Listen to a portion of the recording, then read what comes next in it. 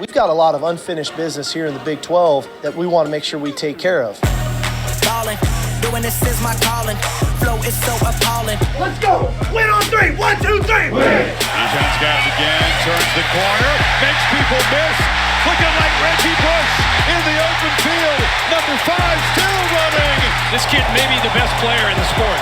It's picked off by Josh Thompson. Touchdown, Texas. Played the game and I'm still the same, and I never change just to get a dip. Ballin'. I came from nothing to something like it's nothing. Yeah, you know I done it. That is no discussion. We just look at it as this year being an opportunity to prove everybody right and also prove the doubters wrong. Saying goodnight to this one, Roshan Johnson. Football is a bit of a puzzle, and I believe that we have the perfect person putting players, coach.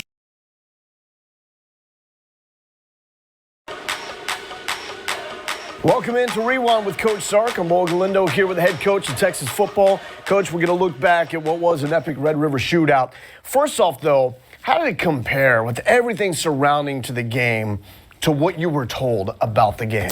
It was an unbelievable atmosphere. Just coming in on the buses to the atmosphere, on the field with the fans being split. And I thought our fans were tremendous. It was great having them there. You could feel their energy. Looking forward to many more. Yeah, and this one was a classic. It started off great. So as we get into the highlights now, we've started to see a trend early on in games where you start getting those perimeter guys involved. And here, it's Xavier Worthy right off the bat and goes 75 yards. Yeah, it's really the one thing that gets unnoticed is Marcus Washington does a great job, again, blocking on the perimeter. We really felt like we had some advantages there with our speed and space, and obviously Xavier makes the first guy miss and is able to turn it on right there and go full speed.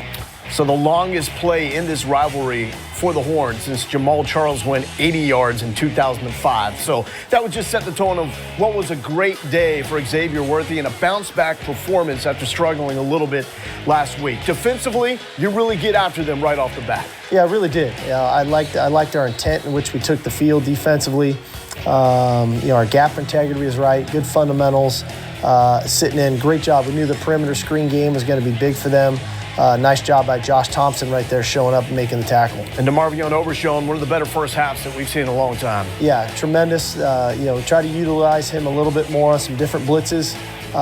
Able to create some pressure right here and get the sack and force the 4th and long. And you are dangerous on special teams, especially the pump block. Yeah, it showed up again, and there's number 0 again with the pump block. It's really a good rush by Brennan Schooler to kind of pull the blocker off, and then Demo with the block right there with the left hand. Yeah, Schooler's in there as well. Is part of this people also being concerned with Keenan Robinson? Well, I think so.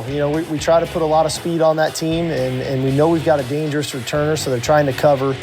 So when you can rush the punter, it's big. And there's Bijan with his first touchdown. And a big thing there, right? Last week against TCU, we weren't converting those turnovers in the low red and able to do it there, right off the bat, second series of the game. Darian Dunn into the backfield, and then on the very next play, Spencer Rattler not exactly feeling comfortable in the pocket and Overshown with a big hit. Yep, another one. I think there's a couple, they kind of got a dual screen going. He doesn't like the first one, comes back to the second one. Great recognition by Demo there with the big hit. And this is early, but it ends up being a critical play.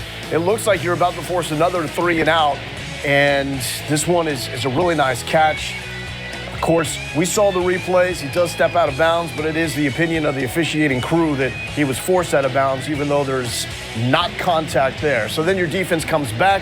Some missed tackles here against Kennedy Brooks. Yeah, this was kind of a little bit of the story of the day, and it kind of got magnified later in the game. Our inability just to get the man on the ground. It's okay to give up a 3 or 4 yard run, but you miss a couple tackles, it creates a 12 to 15 yard run. We've seen this a little bit. Rattler with the legs, and he converts here for the touchdown. Yeah, lost our edge. It's tough. The whole zone read with the pass option, created a bit of an issue for us there. What do you think of Case's feel in the pocket? I think he's been well. We didn't protect him great in the second half. I thought we could have been better. But he does a nice job of trying to get positive yardage and take advantage of opportunities when they're there. Cade Brewer had a solid game. He did. Cade had a couple big catches, big 3rd down catch late in the game, but right there just a kind of a completion play to put us into a 3rd and 5. And on that 3rd and 5, Thompson feeling pressure and just moving around to try to make something happen. Yeah, the initial play really wasn't designed for the rollout. We kind of gave up some penetration on the right side of the line that forced him to go to his left. And most right-handed quarterbacks don't like rolling to their left, and that's what he got forced to do. And this is one of those so close plays again. It looks like initially that it's a live ball up for the grabs, but it actually ends up hitting Josh Thompson first. Yeah, it's actually a really good play by Josh of pushing their player into the returner. The idea is so that the ball can hit them and not us. That's not, catch interference, but just a bad break. We didn't get it. Another big tackle there from Ojomo and a really good defensive stand here. Yep, another one here where we're just playing sound football. The right people are in the right spots. We're making the quarterback uncomfortable in the pocket, and then we're forcing them into third downs and finding a way to get off the field. And this is a nice job there by BJ of getting the interception. So now, unlike last week where we saw for the first time you guys struggle a little bit when it comes to cashing in off turnovers, right? This week, you guys are excellent, making the turnovers mean something and leading to touchdowns. Yep, exactly. We really felt like, for whatever reason, the red area last week wasn't great. This week, coming back out of just operating when it showed up. It's a really good route right there by Xavier Worthy, and nice job of Casey stepping up in the pocket, delivering the ball. That was really the second read on the play. And then you got 14 yards from Robinson. Yep, another good run. We keep just trying to generate space. We know going into every game, people want to stop number 5, so we got to be creative in ways to get space for him. But also, like here, if you're going to try to load up to stop the run, we've got to make him pay in the passing game. Beautiful play call, beautiful execution. Yeah, it was a nice job by Xavier Worthy setting it, and really happy for Josh Moore. He's been working hard. The opportunities have just been so close off his fingertips, so for him to come up and play the way he did this game was big. Anthony Cook getting off the block for the TFL. Yep. Again, Anthony is a physical player on the perimeter, been that way all year, showed up again here Saturday. And Collins' grown man move there. Yeah, Alfred is a guy who, if there's anybody that has really started to, his game has elevated week in and week out over the past month, it's been Alfred Collins. He's playing well for us. And then you get more involved in the sweep. Yeah, you just, I'm a bit of a hot hand, guy. And it's good. Trying to get him going. It felt good for him to make the plays that he was making. And then Thompson felt the pressure there, tried to get it to Whittington. Fortunately, it's just an incompletion. Yeah, it's a little bit of a receiver-type screen. Weren't able to get him the ball, but to bounce back here on the third down and get him the ball on the fly sweep. Nice play by Jordan to get the first down. So he's upfield for 8, and then some nice moves from Robinson, looking for the sideline, and has a nice game there for 9, and you go back to Robinson on the next play. Yeah. The key to it all for us is, when we can generate a little bit of tempo and change our tempos to make the defense uncomfortable. We tried to do that to get him a couple back-to-back runs, and then off of those runs, the play-action pass shot, which is so critical to what we do. And now we're hitting that ball, which was great for us. We need to hit these deep balls. We've been so close on so many, and now it's starting to come to life. 4 for 8 on passes 20 yards down the field. So you were connecting on those. Yeah, that was big, and when we need it, that's a big part of what we do offensively. So it's 28-7 at this point in time, and the defense is still doing their job. They really are. I mean, we're playing very good football as a team. We're playing complementary football as a team right here. The second 9, incompletion there to force the third and long. And at this point, you seeing any let up in the mentality, attitude at all? No, I think we're playing well. They did a nice job. We were in kind of a dime package, checking to the run. We start the second quarter with a 4th and 1, and this is the first time we see Caleb Williams come into the game. And it's really unfortunate, as we really feel like we get the stop right there, which we had a chance to do it. We're probably going to go up 35-7 and in turn.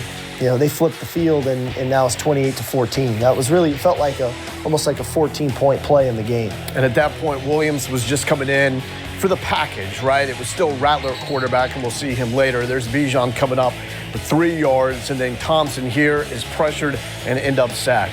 Yeah, a little bit unfortunate. We get a little bit of push over the right guard, which we knew that was the strength of their team, was their defensive front. And the route combination just wasn't great for the coverage. And then we're really attempting to throw a screen here and a little bit of a miscommunication on the cadence that we're on, and that's where Casey ends up hitting his thumb on the helmet. Yeah, we saw him. We got the live feed, so we know he was being worked on. He was in some pain, but man, he came back and still looked excellent even after that play. Now they start to go with a little trick here, flea flicker, and you recover though from this play. Yeah, we really did. Trick plays are always big, little. I think we were really close to getting this thing stopped, but they end up making a nice play and getting the completion. And multiple times you come up with field goals defensively inside the 30. And then in the red zone, even better there. Yeah, we really did, especially early in the game. We found a way to get stops. Great job getting a hand on the ball here. It's unfortunate you never want to say, man, I wish he wouldn't have tipped it, but if he hadn't, it probably would have been an interception by BJ again. So Brockenbauer gets a piece of it, but it's a field goal for Oklahoma, so it's 28-17, and we're still early here in the second quarter. So your offense comes back. And looking for Whittington here. Nice ball for 16 yards. Yeah, that was Casey coming off the thumb, and I just didn't want to let him think about, can I throw or not? So we wanted to give him a throw, kind of an easy completion to get things started. And then this is just, vintage Bijan of creating a negative play into about a 6-yard gain right here with the spin jump cut right there. And it almost broke for even more. You just hold your breath every time he gets the football. 3rd and 4, pressure here. Yeah. Same thing. Where we struggled in this game was just, you got to communicate up front, and we lacked it right there. We turned a defensive lineman loose, which is unfortunate because we like the play call that we had. And then, very next possession, Ben Davis knocks it free. Overshown recovers. Yep, great job getting his left hand on the ball, stripping the ball out, and then unbelievable job by Overshown just kind of knocking their player off the ball to engage it. And then this run right here. Yeah, just fantastic. I mean, there's all of the things we talk about him show up on one play, right? The speed, the power, the elusiveness, the one-cut ability. Just a phenomenal play by a great player. It almost finishes as well, and it got the real number 5, right? The original Reggie Bush even commenting on that on his Twitter.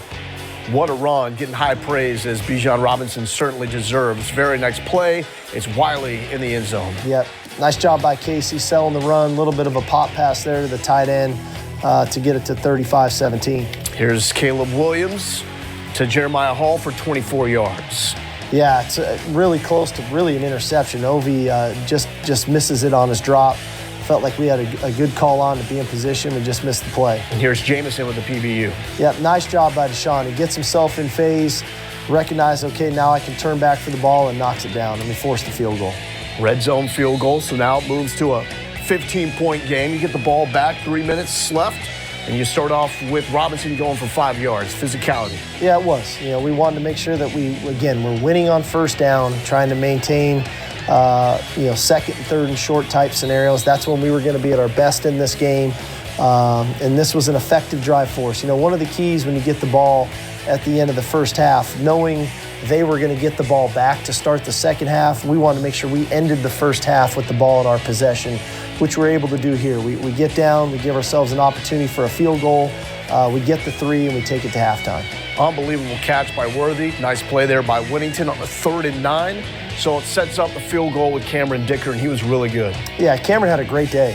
Whether it was field goal kicking, punting, his kickoffs, he's had 2 weeks in a row where he's been playing at a high level. So 38-20 at the half. I don't mean this sarcastically at all, but what happens in the second half?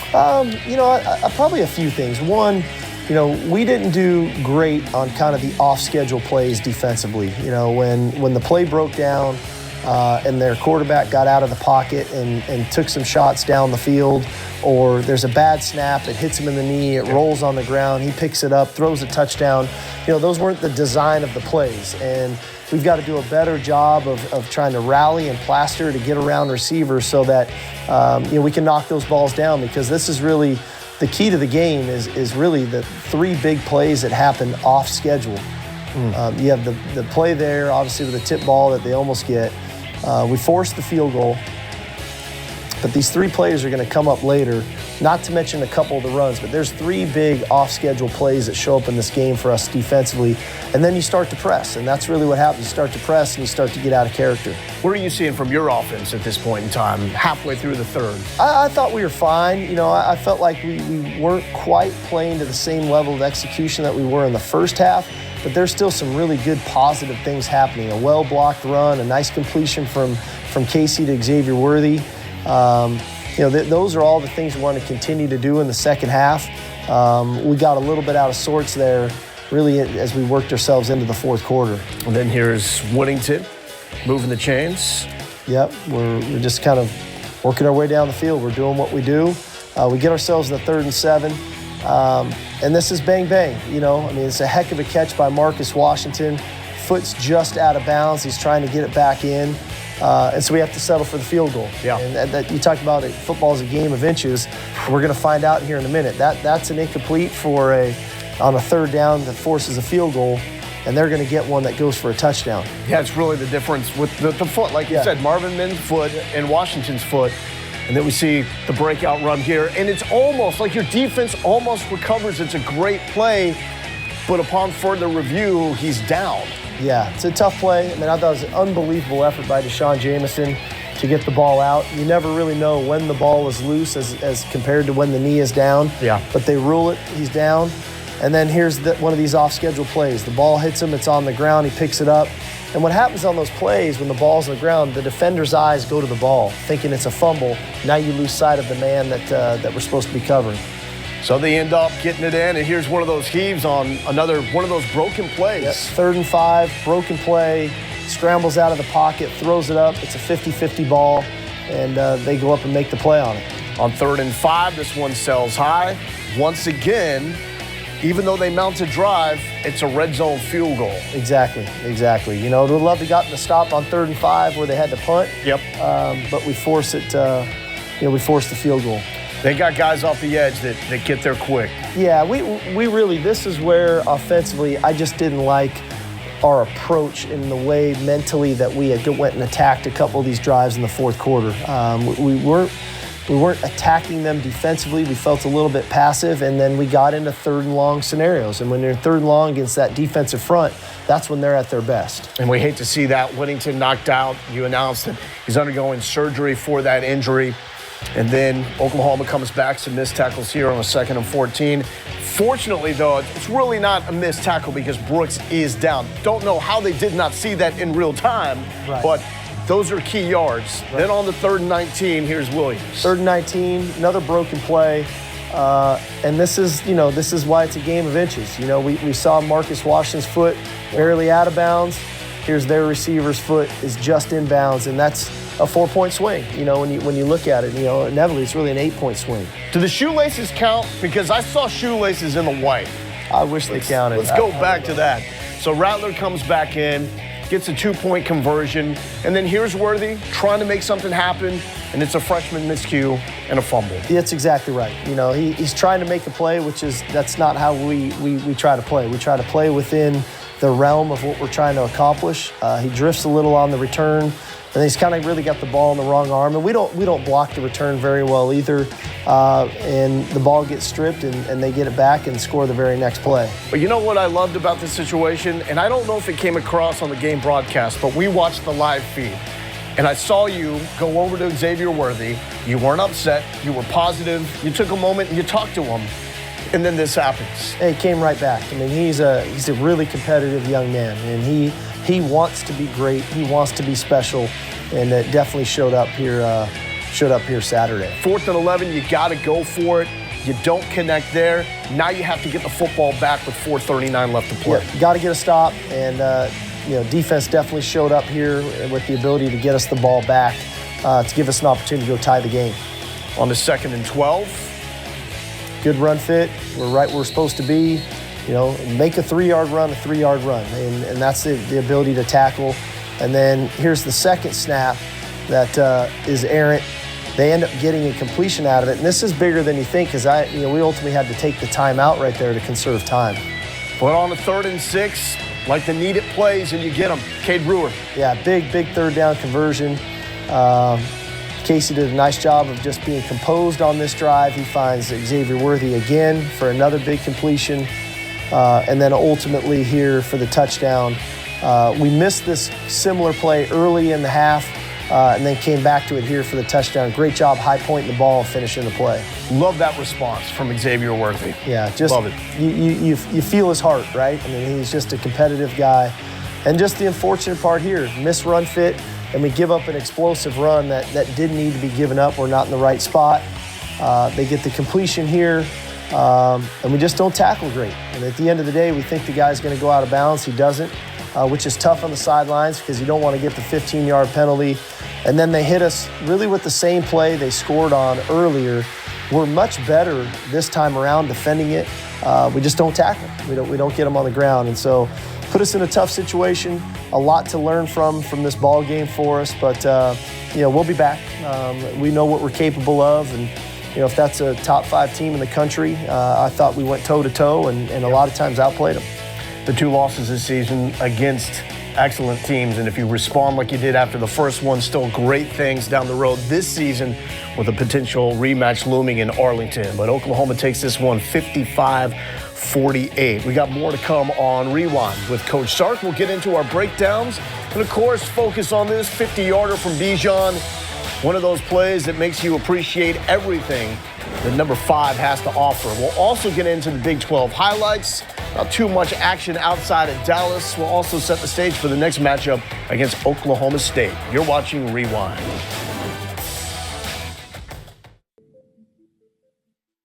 Let's get into the Big 12 highlights now. We start with TCU and Texas Tech. Horned Frogs, first play from scrimmage. They're going to go to their top offensive threat, Zach Evans, and he looks good.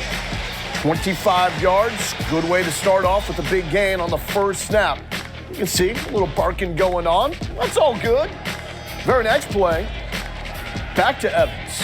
Evans going right side, spins out of a tackle into the open field, and he starts taunting Eric Monroe, saying, come on, get it. Well, the problem is Monroe takes him up on the offer, comes and gets the football, knocks it out. Fortunately for Evans, he recovers the football. That would have been really, really bad. So 35 yards there, another first down. Later in the drive, now in the red zone, Duggan surveying the field, scrambling, and right before the line, dumps it to Quincy Brown. You take a look at this one and tell me, is that a touchdown? Does it hit the ground? I don't know. Play was reviewed. They say, yep, that's a score. Horned Frogs up 7-0. Now to the other running back, who's also a stud, Kendre Miller.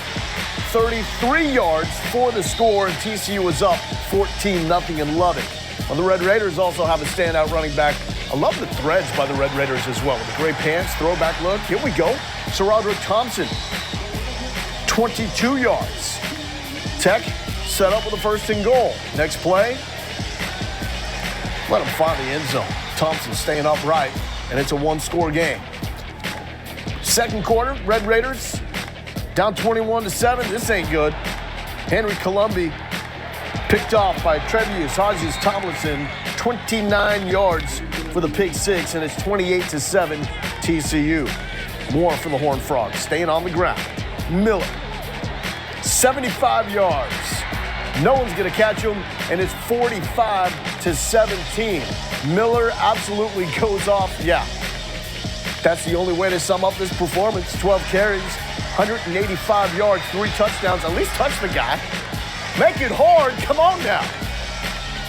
TCU taking it 52-31. Bounce back win for them. Then you got West Virginia and Baylor, the only other Big 12 matchup on this past Saturday. Jared Bohannon, Tyquan Thornton, good combination there, and another big play. This is Big 12 football, baby. 75 yards for the touchdown, and the Bears strike first at 7-0. West Virginia looking for a response on their first drive. Jarrett Dagey over the middle. Sam James, 53 yards, all the way down to the Baylor 12-yard line. 2 plays later, Dagey looking for Sean Ryan. And Sean Ryan makes an amazing adjustment. Not the best pass, but Dagey was pressured. They'll take it. Ryan in for the touchdown, and it's tied up at 7. Next possession for the Bears. Bohannon's got time. Thornton's got wheels. 44 yards, and it's first down for the Bears in the red zone. 3 plays later. Bohannon again. Whoa. How do you get so open? Ben Sims doesn't care. It makes it 14-7 Baylor. Daggy in trouble. That ball is tipped and is picked off by Jalen Petrie. Active defense for Baylor. And the Bears would turn it into points. 22 yards for Tyquan Thornton. First and goal. 2 plays later, just going to sneak it in. Bohannon with the keep.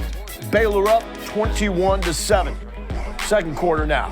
Bohannon, deep shot. Drew Estrada. Once again, wide open. And Estrada 58 yards on the play. Next play, Thornton coming back to it. Nice pitch and catch there. Is ruled a touchdown, even though it looked like that ball was jarred loose. Play was not reviewed. Hey, Baylor will take it. Third quarter, 28-13. Sims, his second score. Bohannon had a day, 336 yards and 4 touchdowns. We get some running game involved as well. Abraham Smith, 31 yards. That's a backbreaker. Baylor wins 45-20. So what does it all mean when it comes to the Big 12 standings? Well, Oklahoma maintains their top spot at 3-0. Oklahoma State coming off the bye week. They're there at 2-0, and they have the matchup coming up with Texas early on Saturday. And you see still a lot of teams with one loss. Baylor, Texas, Iowa State, and TCU. So plenty of opportunity for the Longhorns to get to Arlington for the Big 12 championship game. And we know this, they've got the quarterback in Casey Thompson. Casey, your first Red River Showdown start.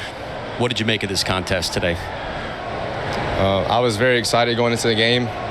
This is a great college football game. It's a great rivalry. And, you know, I knew it was going to be a tough game. We knew it was going to be a hard battle for 4 quarters, and that's what it was today. Unfortunately, it's not, you know, the outcome that we wanted, but we just have to continue to be positive. And I really enjoyed every moment, and I enjoyed the atmosphere and the experience, and I felt very comfortable the whole day and very poised. You and the rest of the offense were putting up huge numbers in the first half. In your eyes, what changed in the second half? I just think that we have to be able to focus and execute with our backs against the wall, do a better job when we're backed up. But we have to give credit to the opposing defense. They did a good job of creating pressure and causing some disruption. And, you know, they didn't let Bijan get going how he was in the first half. And so, you know, to win football games, we're going to have to be able to run the ball. And we need to do better at that. And so I think that's what happened in the third quarter specifically. I was going to say, what adjustments did they make? How did they come out of the locker room presenting a different defense to you, a different look? No, they didn't present anything different. The whole day they did exactly what they showed on film. They're pretty true to who they are as a defense and as a team. And like I said, we just have to do a better job executing. You're the leader of this team. You're the starting quarterback. Guys look to you after games like this. What do you say to the team after a heartbreaker like this one? I walked around on the sideline towards the end of the game and just told everybody, keep your head up, keep your head up. No matter what happens, we have to fight until the clock hits, you know, double zeros. And we did that. And I'm going to continue to, you know, take this one, watch the film, make the corrections. But as a leader of the offense and of this team, my message is going to be stay positive and get back to work. You know, everything that we're doing well, we have to continue to do better, and we have to correct and fix the things that we need to improve on. Thanks, Casey. Appreciate it. Thank you. Such an intriguing matchup coming up on Saturday. Texas absolutely needs a bounce-back performance, and they're going up against an Oklahoma State team that has so much riding on this game as well, 2-0, and people are still sleeping on the Pokes, but they get better every week. And then there's this. Since 2010, Oklahoma State 5-1 at DKR. That is the best mark for an opposing team in Austin since 2010. More to come on Rewind with Sark. We'll get into our breakdowns, talking about B.J. Foster coming up with his second INT of the season. All right, the offensive player of the game is the freshman from California, Xavier Worthy. He becomes the third player in Texas history with 200 receiving yards, 261 to be exact, off 9 catches, 2 touchdowns as well for Xavier Worthy. After the game, he talked with Alex Lowe. Xavier, you had such a great game individually, but I know you obviously couldn't come out with the win. How much does this one hurt for you right now? This is my first one. It hurts me for the older guys because some of them is their last one, so we wanted to come out and just execute it for them, but it's not. We want to see him again in the Big 12 Championship. I was going to say, is that the way you're approaching it? Like, you'll be back. You're going to get a few more cracks at this, obviously. Yes, sir. We're taking it week by week. This one kind of hit us in the chin, so we want to come back next week against Oklahoma State before our bye week and dominate that. First play of the game, you take it to the house. What was going through your mind there? We went over it and walkthroughs this morning. It felt good. We all talked about take this to the house, like on some joke around stuff, but it ended up happening, so it was a big play. The offense was lights out in the first half, and I'm asking all the guys on your side of the ball, what changed in the second half? We got a little lackadaisical. Started giving in. It was a little lack of effort, but we'll come back next week for a go. You think maybe fatigue set in at all? Did that have anything to do with it? Maybe. What was said in the locker room afterwards? I know you guys got another big game in a week. What was being talked about? Coach Sark said, chin up. Your guys' effort was there. We just got to finish it. Once you have them, you got to hold them there. So we want to come back next week and execute that. All right, an amazing performance by Xavier Worthy, a historic performance, most receiving yards ever by a Texas freshman, and almost knocked out Jordan Shipley from the record books for the most yards in a game, and it starts great, 75 yards. It does. We really feel like this guy, when you can give him this much space, that's why we love him as a returner. And he's a little more physical than you think. There's kind of, I don't know if he's been studying Bijan with the stiff arm, but kind of used it there, and then there's the acceleration, the top-end speed that is so unique to him. I love a lot of these plays we've seen also comes down to individual excellence and just making a man miss, being better than the guy in front of you. Yeah, the idea is we're trying to create those matchups, create those opportunities for you.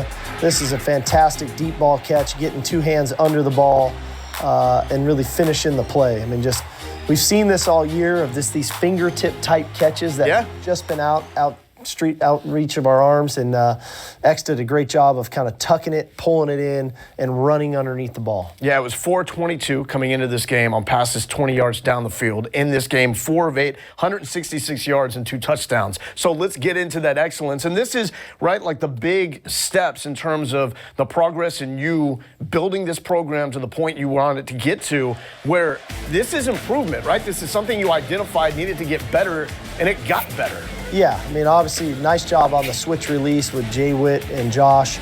And Josh, one of the things on deep balls is even when you're open, you can't slow down. You have to keep your top end speed because the quarterback doesn't know that you're going to slow down. And there's a great example of Josh running through it, and now that ball's right where it needs to be. And then Worthy, 31 yards to tie the game. Yep, another kind of a bit of a deeper, almost rub route. But again, these are landmark throws for us, meaning we're picking a spot on the field, the quarterback's throwing it to the spot, the receiver's running to the spot, and then a great job of high pointing the ball, not waiting for it to come to him, but going and rebounding the ball in the air. Great example of that. There was a lot to get to in this game, and we really haven't taken a deep dive into Casey Thompson and what everything with his family history riding on this game, and the fact that with 5 touchdown passes, that ties the record for the most in the history of this Red River Showdown. How do you think he played? I thought he showed great composure. It started all week. I thought his preparation was really good of just being dialed into the plan. And then his composure on game day. Even after he bangs his thumb, we get that figured out. He stays in. He throws the ball well. Even after things kind of unraveled for us a little bit there, late third, early fourth quarter, he put together 2 great drives in a row. And I know the one drive didn't come up with points. We went for it on 4th down, but he came back when we needed it. Our backs were against the wall, let us down, and hit Xavier for the big touchdown to tie the ball game up. Now we'll get into Bijan Robinson, who had another excellent performance. And I don't know if everyone understands just how difficult it is to go into a game where everybody on that defense is looking for number 5. Yeah, they really are. And it's the short area quickness. There's the quick move in the hole. There's the one-cut ability and how violent that one-cut in, the top-end speed. Again, the quick cut back, which we've seen so many times from him, the cut-back move. And then you see the power. Here's the stiff arm again, which he's really starting to make famous around here with the stiff arm. And then the finish to the play. I think some might argue he scored on the play. I'll argue. That the ball might have hit the pylon before the foot was out of bounds, but just a heck of an effort and a heck of a run by him there. Man, 50 yards, and he's zigging and zagging and just making highlight plays left and right and garnering the national attention that he deserved to this point in time. Then you got the special teams, and the special teams have been outstanding all season long, especially this pump block group is finding ways to disrupt and block kicks. Yeah, I think so many times right now there's so much attention put on number 7 that now we can complement where Keelan Robinson is and bring things from another direction. Great rush by Schooler to force that kind of void right in there that DeMarvion Overshown's able to get the hand up and get it blocked. One of these days we're going to scoop it and score and it either not get called back or fall on it on the goal line. But this unit has been performing at a very high level for us. And matter of time before you get one of those kick returns as well, because there's too many weapons out there for that not to happen. Flipping it forward to the defense now, and I mentioned it during the highlight, but DeMarvion Overshown, once again, is everywhere. It's a joy to watch him play the game.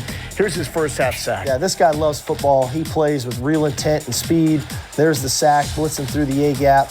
And it's one thing to come free. Those are difficult when it's straight on. And the ability to get him on the ground was a tremendous play.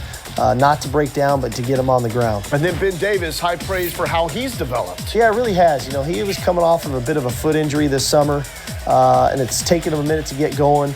But, this is a subtle play. This isn't by fluke. If you see it, he strips that ball with his left hand. And so that's a very headsy play by a veteran player. So the takeaways, we've seen an uptick in that, and that brings us to our next breakdown because B.J. Foster has the best interception we've seen this season against Arkansas, going up with a one arm.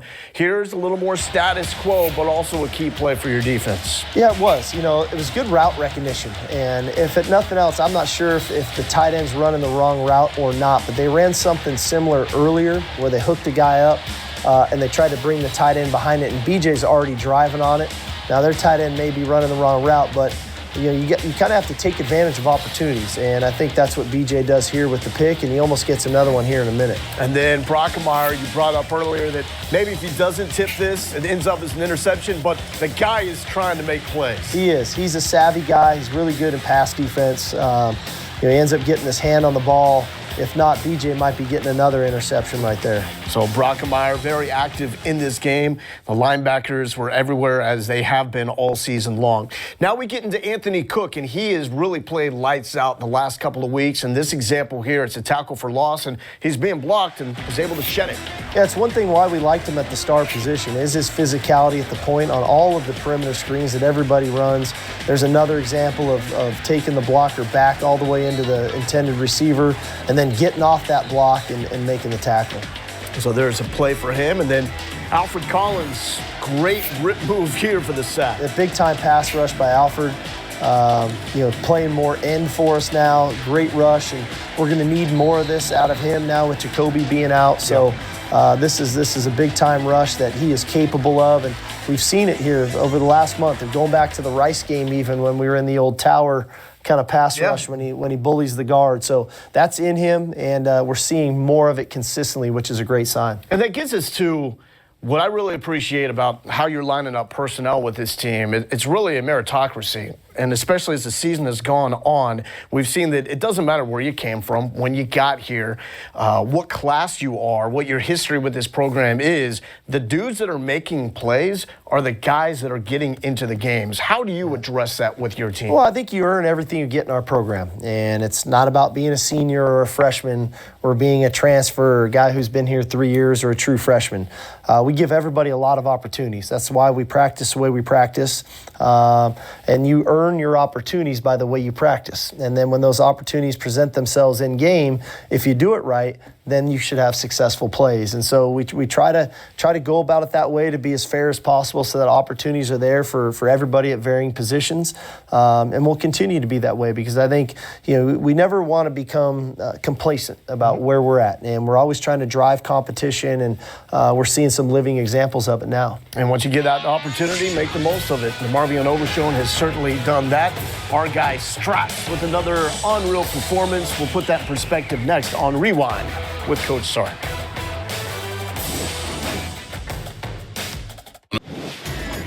And your defensive player of the game is our favorite, our guy Straps. DeMarvion Overshown.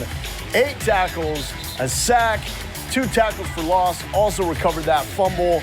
And I know it's special teams, so give him props for that block punt as well. After the game, Alex with Moro Ojomo.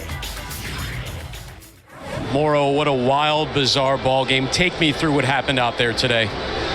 First of all, I just want to thank God. I want to thank this staff, this community, all the fans at home for supporting us. We wish that we could have come out with the outcome that we wanted, but things didn't go the way we wanted. And, I mean, kudos to Oklahoma, right? They kept playing, they pushed through, and they came out on top. But in life, you lose sometimes, and you got to learn from it and just keep going because it's done, you know? We could have done more, and we need to do more, obviously, after losing a game like that. What do you think the defense could have done more differently? What could have changed in the second half? We weren't prepared for the counter. The OU's bread and butter has been the counter, and they ran the counter, and they beat us up with the counter, quite simply. Is it something you all had practice to prepare against during the week, or what happened there? We just need to execute better. You know, we know going into the game, counters are top run. You look at OU over the last couple of years, counters are top run, and we should just stop the counter. That's what we need to do. What was said in the locker room after the game? We're one. You know, we're a team. It's going to test us, and losses do that to you in life, right? You can't go undefeated in life, whoever you are, and we just need to come together as one. Let the taste not depart from our mouths, but understand it and almost let it add to the fuel of what we want to accomplish this season. Well said. Thanks, Moro. You're welcome. Thank you. Next matchup is Texas and Oklahoma State. Here's the tale of the tape. Gundy has done an awesome job with the Pokes defense, allowing 25 points per game and only 305 yards per game. But they haven't faced an offense like Texas, averaging 45 points per game, 5th best in the ball subdivision. Joshua Moore is going to have to keep picking it up, especially with Jordan Whittington out. Here is Moore after the game. Joshua, you played in so many of these rivalry matchups. To you, what was the difference in this one today? It's just the next one. You know, it's not really any difference besides, you know, last year we lost, this year we lost. You know, it's a tough loss. Came up short last year, came up short this year. I mean, we have a long season ahead. You know, I feel like our main focus right now is just to work on the things we need to work on, improve on the things that we you know, didn't do as well today. Come back Monday, watch the film, and get ready for next week. Everything was clicking on all cylinders in the first half offensively. What do you think changed in the second half? I mean, we didn't let the game get bigger than us. You know, coach preached to us all week. You know, they got to deal with us. You know, they got to play us. Don't let the game. Yes, it's a big game, it's a big rivalry, but it's just another game. You know, we came out poised. We came out and knew our assignments. We executed it to the very, you know, and we did that. You know, we just came up short. The offense scored 48 points. That should be enough to win. Do you feel like you left many plays out on the field, or you put together, at least on that side of the ball, your side of the ball, a pretty strong performance? Yeah, I mean, there's always stuff to improve on. You know, like I said, we're going to come in, watch the film on Monday, you know, critique the things we need to critique. We got another big top 10 team next week, you know. Just come back and make sure we're ready for them. Thanks, Joshua. Appreciate you. Coming up on Rewind, we'll get into the next matchup. Texas going up against an undefeated Oklahoma State team. Sark on the identity of these Cowboys. You're watching Rewind with Coach Sark. Let's get into the WinStar World Resort winning moment. And it is Xavier Worthy once again. 261 receiving yards. It's the second most in Texas history and the most ever by a Texas freshman.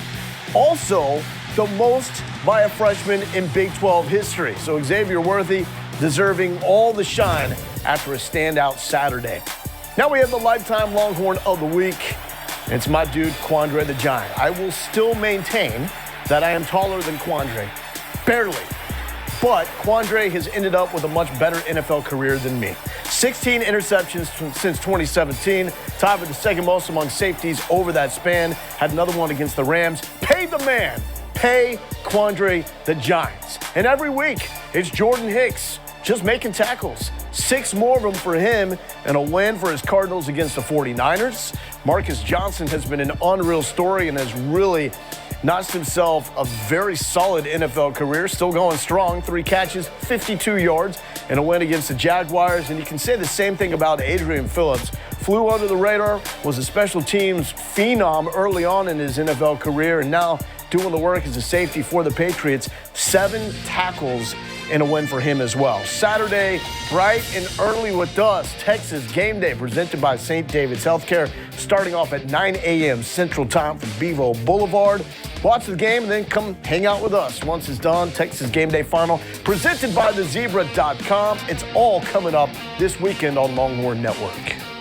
All right, time to spin it forward to the next matchup coming up Saturday against Oklahoma State. Right, Mike Gundy finds a way to just work with the guys he has and make something happen. What's the identity of this current team? You know, I think it's an impressive job by Coach Gundy. You think of him, you think of high-flying passing offense, high-scoring games.